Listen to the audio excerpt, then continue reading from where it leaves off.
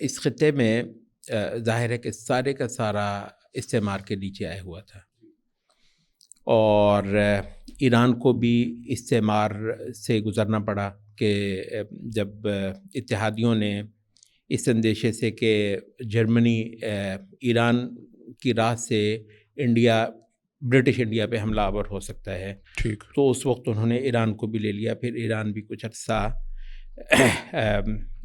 استعمار کے نیچے رہا. اچھا، البتہ یہ ہے کہ ایران ان ملکوں میں سے ہے جن میں استعمار بہت لمبا عرصہ نہیں رہا، ان لائک ہمارا جو مسلم انڈیا تھا مثلا، اس کو تو تقریباً 200 سال سے زیادہ، وہ 1857 صرف اس کا ایک ایپیسوڈ ہے، ورنہ انگریز اس سے بہت پہلے یہاں پر تھا. اور مطلب جس طریقے سے انہوں نے ہمارے بالکل خد و خال بدل دیے تھے. تو ایران اور جزیرہ عرب، ترکی وغیرہ، اچھا یہ وہ علاقے ہیں جو کسی نہ کسی وجہ سے یا تو مکمل طور پر استعمار کے نیچے جانے سے بچے رہے، یا پھر یہ کہ بہت تھوڑے عرصے کے لیے وہ استعمار کے نیچے گئے، جس کی وجہ سے ان کا جو اپنا ایک سیٹ اپ تھا وہ برقرار ہے. اور اگر آپ نوٹ کریں تو صرف یہی ایریاز ہیں جن کی ابھی تک اپنی ہی زبانیں چل رہی ہیں. یونیورسٹی، وہ پوسٹ گریجویٹ، پوسٹ ڈاکٹریٹ وغیرہ لیول پر ان کا سارا جو ہے نا، ترکی کی زبان سلامت ہے، جزیرہ عرب کے ملکوں کی زبان سلامت ہے، اور ایران کی زبان سلامت ہے. اچھا، اس لحاظ سے اپنے جو ہے نا وہ پرانے، اچھا ترکی کا تو رسم الخط بدل نہیں گیا ہوا؟ ترک جو لکھتے تھے وہ عربک، ترکی کا صرف رسم الخط بدلا ہے، لیکن ترکی میں جتنی ریسرچ ہوتی ہے وہ ترکی میں ہوتی ہے. آپ کے پاکستان میں تو میرا خیال ہے ایف ایس سی بڑی مشکل سے، ایف ایس سی بھی اردو میں نہیں ہوتی. ہاں جی، مطلب ایف ایس سی سے آپ شروع ہوتے ہیں، اردو کو آپ چھوڑ جاتے ہیں، اور اس کے بعد پھر جو کچھ ہوتا ہے، نہ آپ کی اردو سیدھی ہوتی ہے نہ انگریزی آتی ہے. تو مطلب اس لحاظ سے تو ہے. اچھا، دوسری جو چیز ہے ایران کی وہ یہ تھا کہ کیونکہ بہت تھوڑی دیر کے لیے یہاں پر استعمار آیا، تو بہت جلدی جن ملکوں نے اپنے آپ کو سنبھالا ان میں سے ایک ایران ہے. اچھا تو یہ جو ہے مطلب ہم تو کیونکہ ایک اتنا زیادہ استعمار کے نیچے چلے گئے تھے تو ہمیں سنبھلنے کے لیے بہت لمبا عرصہ درکار تھا. 1947 کے بعد ہمارا سفر بہت لمبا تھا.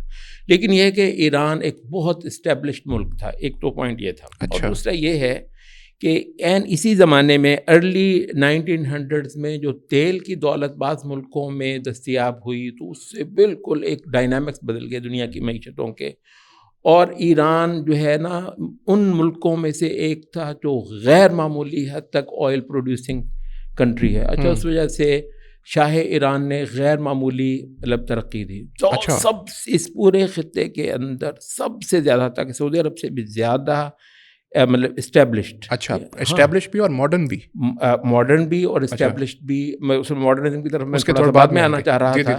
تو وہ یہ تھا کہ بہت زیادہ اپنی اس دولت کی وجہ سے اس خطے کا ایک فرسٹ ورلڈ کنٹری جو ہے وہ ایران تھا. ٹھیک.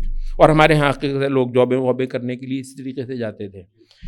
اور جو ویلفیئر وغیرہ کا، ابھی یہ بات ایرانیوں سے ہماری ملاقات، امریکہ میں رہتے ہو بہت سارے ایرانیوں سے، وہ اس دور کو مطلب وہ کرتے ہیں، بچہ کہتے ہیں ہم بچہ گھر پہ ناشتہ نہیں کرتا. اچھا، سوال ہی پیدا نہیں، تو اس نے بس بستہ اٹھانا ہے. پھر اسٹیٹ ناشتہ کروائے گی نا اس کو، ناشتہ بھی کروائے گی، لنچ بھی اس کو کروا کے بھیجے گی. اچھا. اور وہ کہتے ہیں کہ وہ یہ خراسان کے علاقے کے ہمارے ایرانی دوست وہ بتایا کرتے تھے کہ ہمارے اس پورے علاقے میں کبھی ہم نے مارکیٹ میں کیلا نہیں دیکھا تھا. اچھا. البتہ یہ ہے کہ شاہ ایران یہ میک شور کرتا تھا کہ دنیا کی کسی بھی قسم کا پھل ایسا نہ ہو جو ہمارے بچے جس سے واقف نہ ہوں. تو کہتے ہیں پھل کیلا ہم صرف کہتے اسکول میں کھاتے. اچھا. مطلب ایک ویلفیئر اسٹیٹ تھی، ایک غیر معمولی اسٹیبلشڈ ویلفیئر اور فرسٹ ورلڈ مطلب کنٹری اس پوری خطے میں، جبکہ ہم یہاں بھڑ جھونک رہے تھے سارے باقی کے لوگ. تیسری بات یہ تھی کہ شاہ ایران جو ہے وہ ایک غیر معمولی طور حد تک ایک سیکولر ماڈرنسٹ تھا. ٹھیک ہے. اچھا، اس معاملے میں شاہ ایران اور مصطفیٰ کمال اتا ترک کے مابین ایک بہت گہری مشابہت آپ دیکھتے ہیں. ٹھیک ہے. تو مطلب کمال اتا ترک کو بھی اس طریقے سے تو استعمار کے نیچے نہیں جانا پڑا، اور اس لحاظ سے تو آپ بہتر پوزیشن میں ہوتے کہ اپنے تہذیبی خد و خال بچا لیتے. بھی آپ تو استعمار کے نیچے نہیں گئے، ہم تو 200 سال سے یہاں اس کی یونیورسٹی میں پڑھ رہے ہیں اور اس کی اقتدار جو ہے نا وہ جھیل رہے ہیں.